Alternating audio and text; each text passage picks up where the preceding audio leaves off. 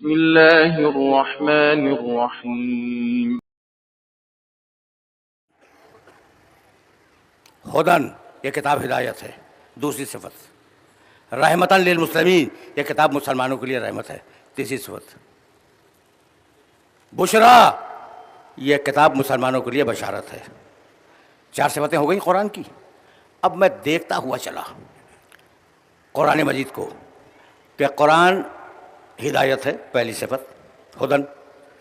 رسول کے لیے کہا انک لتہدی الی صراط مستقیم، تم صراط مستقیم کی ہدایت کرنے والے ہو.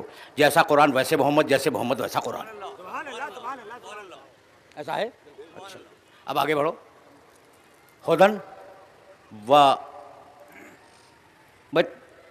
توجہ رکھنا، میں نے ہدن کہہ دیا، اس سے پہلے تبیانن، ہر شے کا بیان قرآن میں. تبیانن ہر شے کا بیان قرآن میں ہے. اور پیغمبر اکرم کے لیے کہا علمک ما لم تکن تعلم، ہر شے کا علم تجھے دے دیا. ہر شے کا بیان قرآن میں، ہر شے کا علم رسول میں. جیسا قرآن ویسے رسول، جیسا رسول ویسے قرآن. ٹھیک، یہ آگے پھر ہدن ہدایت، رسول ہدایت کرنے والا. جیسا قرآن ویسے محمد، جیسے محمد ویسا قرآن. رحمتاً یہ قرآن مسلمانوں کے لیے رحمت ہے. رسول اس پہ 2 رائے تو ہے ہی نہیں. وما ارسلناک الا رحمتاً للعالمین. اب ایک بچی بشرا، یہ قرآن خوشخبری ہے. یا ایھا النبی انا ارسلناک شاہداً و مبشراً. اور محمد و آل محمد صلی اللہ. برائے خلود یہ امام زمانہ بلندر صلوات.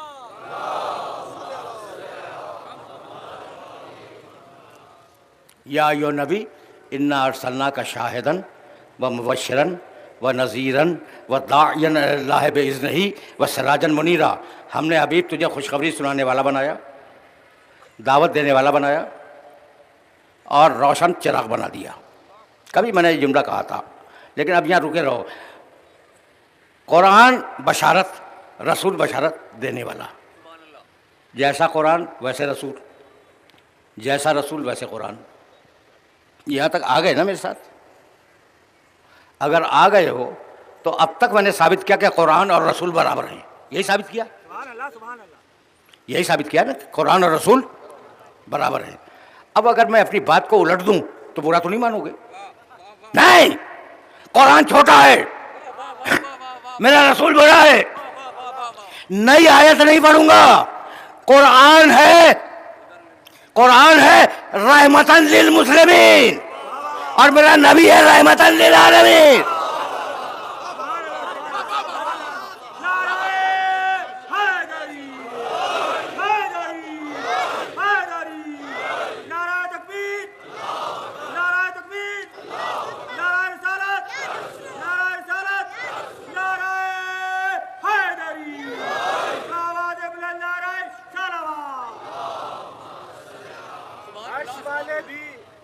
اسے عقدہ کشا کہتے ہیں، عرش والے بھی اسے عقدہ کشا کہتے ہیں. جھک کے در پہ جھک جھک کے نبی صلی اللہ کہتے ہیں، در پہ جھک جھک کے نبی صلی اللہ کہتے ہیں.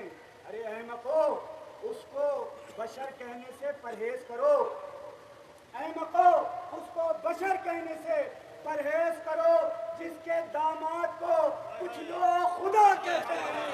نعرہ تکبیر، نعرہ تکبیر، نعرہ رسالت، نعرہ رسالت، نعرہ حیدری اور محمد و آل محمد بلندتر صلوات.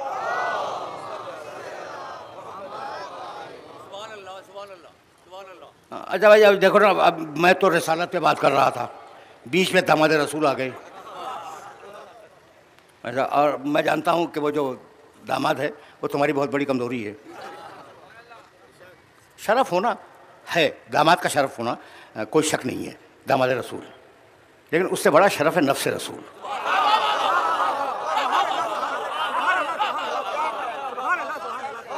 کل کل میں کہہ کے گزرا ہوں بھائی، کل میں نے آپ کی خدمت میں عرض کیا تھا کہ ممبر ہے سرکاری جگہ، بستر ہے ذاتی جگہ. حضرت ام المومنین حضرت صفیہ نے حضرت ابو سفیان کے لیے بستر ہٹا دیا تھا. کیوں؟ اس لیے کہ نااہل نہیں بیٹھ سکتا بستر پر. ذاتی جگہ پر جب نااہل نہ بیٹھ سکے تو ممبر جیسی سرکاری جگہ پہ کوئی نااہل کیسے بیٹھ جائے گا؟ تو اب تو تم خود گھسیٹ کے لائے ہو مجھے اس مرحلہ فکر تک. تو اب سلسلہ فکر یہاں سے طویل نہیں ہوگا اور دامن وقت میں بہت زیادہ گنجائش نہیں ہے، لیکن رسول فائنل ہے. رسول اگر یہ کہہ دے کہ حق ہے تو حق ہے، رسول اگر یہ کہہ دے کہ باطل ہے تو باطل ہے. ٹھیک ہے نا؟ تو اب ایک روایت سنتے جاؤ. حضرت پیغمبر اکرم صلی اللہ علیہ وآلہ وسلم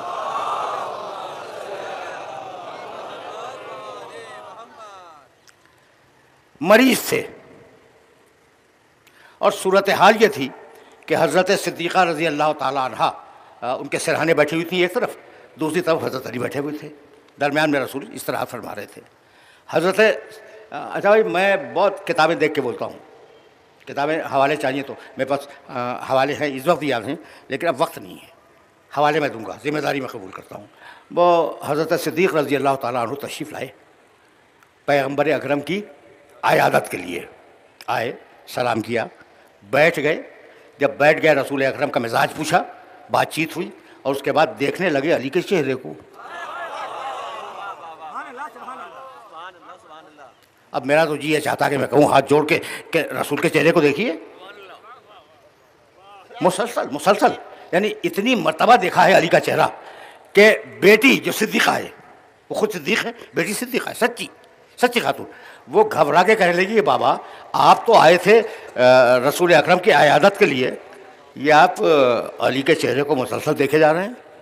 تو کہنے لگے، ارشاد فرمایا کہ بیٹی کیا تو نے نہیں سنا، النظر الی وجہ علی عبادہ، علی کے چہرے پر نظر کرنا عبادت ہے. بھائی توجہ رکھنا. ایک روایت ملی صدیق سے، حضرت صدیقہ رضی اللہ تعالیٰ عنہ نے ارشاد فرمایا کہ بابا پھر علی کے بارے میں، علی بھابی وہیں بیٹھے ہوئے ہیں، علی کے بارے میں ایک روایت میں بھی سناؤں. کہا سناؤ. کہا میرے نبی نے کہا ذکر علی عبادہ، علی کا ذکر بھی عبادت ہے. اب سمجھ میں آیا علی کا ذکر، کیا یہ نعرہ حیدری علی کا ذکر نہیں ہے؟ میرے نزدیک تو عبادت ہے. ذکر علی عبادہ، علی کا ذکر عبادت ہے. اب دو روایتیں تمہارے پاس آ گئیں، دو روایتیں آ گئی نا. اب تیسری روایت پیغمبر اکرم لیٹے ہوئے ہیں، مسکرائے اور کہنے لگے اب تیسری روایت سناؤ یا رسول اللہ، حکم فرمائیے. کہنے لگے حب علی عبادہ، علی کی محبت دل میں رکھنا عبادت ہے.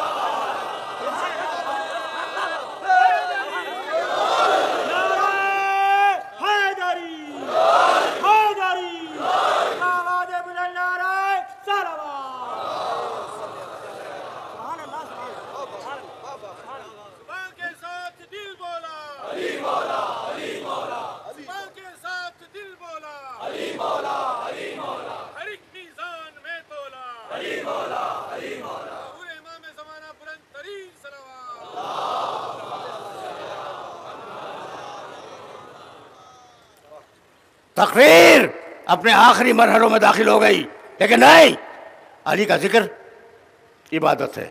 اب اتنی سچی زبانوں سے یہ روایت آئی ہے کہ ملا روایت کا انکار نہیں کر سکتا تھا، دین خطرے میں آ جاتا.